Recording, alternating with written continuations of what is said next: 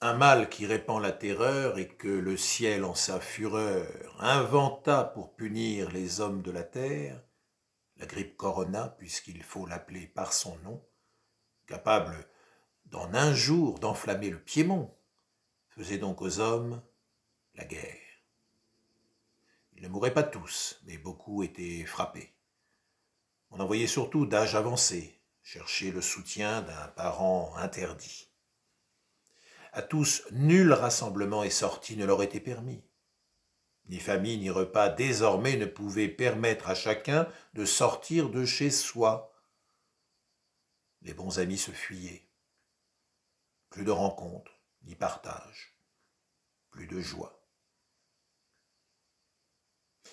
Le président tint conseil et dit « Mes chers amis, je crois que ces pangolins ont réussi pour notre compte cette crise opportune. Que mon vaste et remuant peuple de France se soumette aux lois du sévère confinement. Peut-être obtiendrai-je la guérison commune. L'histoire nous apprend qu'en de tels accidents on fait de pareils dévouements. Ne nous égarons donc point. Voyons sans indulgence l'état de nos finances. Pour moi, satisfaisant mes devoirs libéraux, j'ai dévasté avec force nos illustres hôpitaux. Que m'avait-il fait? Osez me contredire. Mes gendarmes d'élite ont usé de leurs tirs. Je me défilerai donc, s'il le faut, mais je pense qu'il est bon que chacun s'accuse pour moi. Car on doit souhaiter, selon ma justice, que le plus coupable périsse. Certes, se dit notre petit caporal, la loi c'est moi. Les scrupules d'homme libre au peuple je les laisse. Bien quoi gagner, tricher, spéculer en l'espèce? Est-ce un péché? Non. En fait, je leur fais pour l'heure, en les dirigeant, beaucoup d'honneur. Et quant au risque sanitaire, l'on peut dire qu'il est l'égal d'un soubresaut. Au pire, servant s'il n'en faut mes intérêts, et rendre corvéable, une fois sorti, mes confinés. Ainsi dit le roi, et flatteur d'applaudir.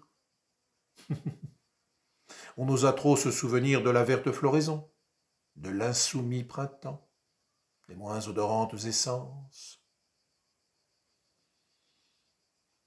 Le confiné vint à son tour et dit j'ai souvenance d'un temps passé où il me plaisait d'aller ici ou là, quelques diables me poussant, je marchais et chantais en bonne compagnie. J'en avais tous les droits puisqu'il faut parler net. À ces mots, on cria « haro » sur le confiné.